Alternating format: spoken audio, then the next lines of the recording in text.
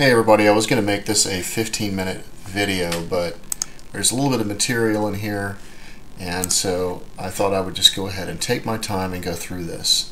I've been meaning to make a video about sun gazing, and this guy HRM, he's the guy that's been famous that they apparently tested at universities and that has gone 12 years without eating. And not that that is the real thing that we need to get out of sun gazing.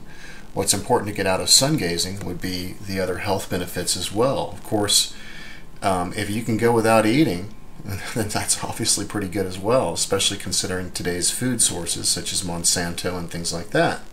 So I'm not by any means advocating that we stop eating unless that's what you want to do for your own reasons.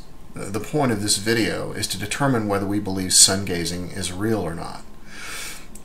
After he published his results from the universities, there's been a lot of controversy about whether these studies are real or not, and personally I believe that they are. But let's use just a little bit of logic here for just a second. You're not going to find any kind of a established medical research center that's ever going to tell you that you're going to get these wonderful benefits out of staring at the sun, which is free, it doesn't cost any money, and apparently from all of the benefits that it gives you, it would not make good business sense from the pharmaceutical industry to ever tell anybody that they can cure things and that they can increase their health and that they won't have to buy as much food. You can see how all of this is totally contradictory to commerce and people buying things, right? They don't want you to be healthy. What they want you to be is they want you to be somebody who goes through life and is a constant patient taking medications from the pharmaceutical industry, and that's the reason why you see the FDA crack down on the most ridiculous things in the world and call them drugs. Well, this is one thing that the FDA cannot crack down on and call a drug, and that is the sun, because the sun is free to everybody. So just thinking about business and thinking about the way that things are right now, the way the FDA is run, the way these crazies out there are in the pharmaceutical industry, just like they're never going to find a real cure for cancer, it doesn't make good business sense. The only way it's going to happen is people like us doing it for ourselves. Okay? They don't want to cure you. So all that being said, it is not logical to assume that you're ever going to find a published article by some medical industry, some people in the medical industry, that's going to tell you that sun gazing is highly beneficial to your health. And I've looked at a few of these, and of course they all have their controversial subjects about it. So bottom line is, what else can we do to determine whether or not this is the real deal or not? In my research, I have determined that I think it is, and I think one of the benefits of it is I think it opens up your pineal glands. A lot of people are asking about their pineal glands right now. There's all this kind of meditation going on, trying to eat right. Well, if you imagine this, people are talking about don't do this and don't intake this and don't intake that because it calcifies your pineal gland. Well, if the outcome of this thing, let's just say, for example, that you didn't have to eat anymore, well, then you wouldn't have to worry about intaking any of those crazy foods and stuff like that. Of course, you still have to worry about brushing with fluoride and drinking water that has fluoride in it, if that actually does indeed calcify your pineal gland. I haven't done the research to really determine that. I think this staring at the sun actually does it. And the reason I believe that it does it is because when you take a look at the law of correspondence in the Kabbalion, you're always going to see an as above, so below, as below, so above principle. So if we need to reach higher consciousness, and higher consciousness, as we're going to see in this video, has to do with the sun, then there is a law of correspondence that I believe could be applied here. And we're going to see as time goes on. So let me just jump into this real quick. I found this excellent religious sun-gazing site. The reason it has religious in front of that is because what we're going to see here is history. And this is where I'm grabbing a lot of my information from. Since we're never going to see anything from the medical industry, what we kind of have to do is we're going to have to kind of take a look at seeing if we can decipher what these people have known a long, long time ago, and maybe take a look at a different perspective of the way that it's interpreted. There's been a lot of bad-mouthing about the sun and sun worship and all this kind of stuff, and I believe that it's been misinterpreted. I believe that the true meaning is not sun worship, but I believe that it means sun knowledge. I believe that the sun gives us certain kinds of energy, and I believe it also gives us consciousness as well. And if you go back into history, as far as you go back, you'll find that people not worship the sun. They actually, well, let's just get into it just a little bit. For example, the first one we see here is the god Shamash, and he's mentioned in the story of Gilgamesh, okay, in Tablet 10. Now, I didn't just read this one site. What I went out and did was I actually looked for myself. So I went in and took a look at what it actually says inside the story of Gilgamesh. If no one's ever read it, it's a very good story about a friend who loses his other friend in battle, that dies, and it gets upset, and it's just he walks around for years, doesn't know what to do. He finally comes to this lady, and she's asking him why he looks so horrible. It's because he had lost his friend, and so he wants to reach this this person or this god Utnapishtim, okay, and he wants to know how to get there. And so we see in the story of Gilgamesh, he says, "Where do I look for signs? Show me direction, please help. Let me have safe passage over the seas. Give me advice to guide me on my way." Now this is a really interesting thing. She said to him, swiftly reply, "No man has ever gone that way and lived to say he crossed the sea. Shamash only ventures that, because Shamash would dare to stare into the sun." So one could interpret that as, by staring into the sun, Shamash was able to use the sun as a food source in order to cross the seas.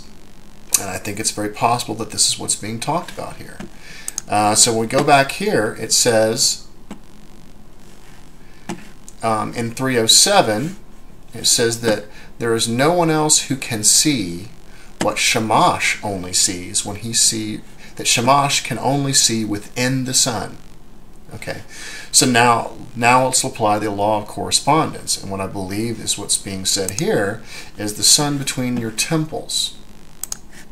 Let's take a look at something real quick. I've shown you this a while back. This shows Yahweh, which is the sun, in the middle of the two angels sitting on the Ark of the Covenant, and this also corresponds to the center part of your brain. See the sun? The sun right here, this is taken from an old church, I believe in the 1500s right here. And I believe this has to do with the center of your brain. So when it says Shamash can only see Shamash only can see within the sun, I believe that she's talking about the ability to be able to use your pineal gland or your third eye. And that's what's going on here. Now, let's take a look at Yahweh real quick, because I gathered pictures from around the world, and what do we see about Yahweh? Well, Yahweh is a sun, okay? You can see this through art throughout the history. So don't listen to what they interpret to you in the Bible, these churches. This is the reason I like art, okay? Because art tells so much information that you'll never get. So here's Yahweh, it's a sun, okay? Here it is again. Just flipping through some art here for you so you can see it all. The triangle, by the way, in case anybody doesn't know, represents God, represents heaven. And as I showed you before, and look at this, here's the lamb, okay? And as I've showed you before, see, look, he's pointing to the sun. Now look at the way he's pointing right here. Let me just show you something really quickly. And this is Salvador Dali, Last Supper, pointing the same direction, pointing to the sun.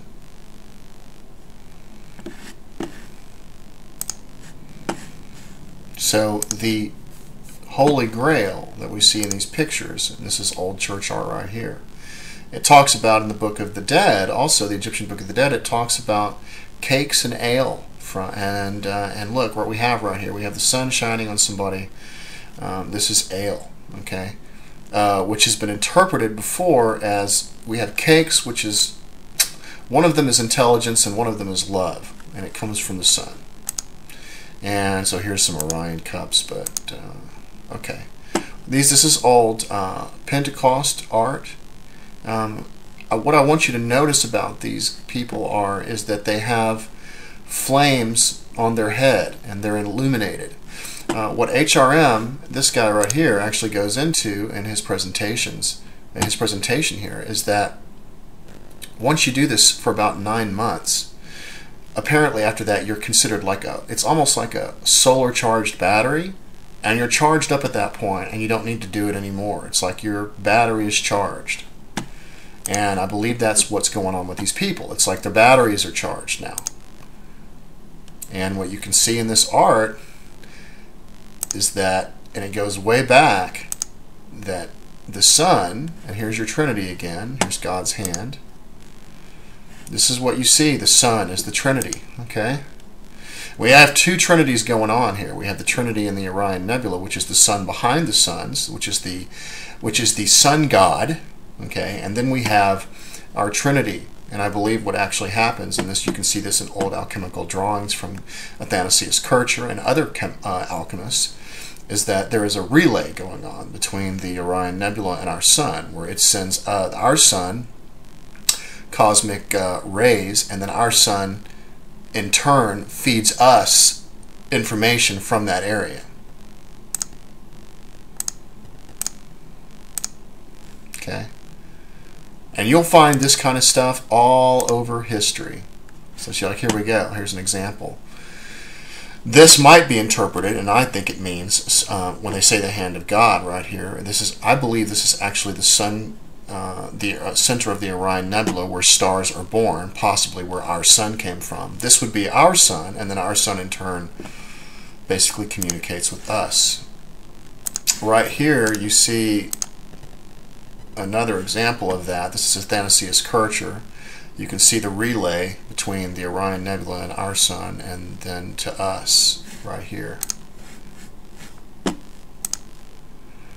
These are more people looking at the sun. Notice that the fire, right?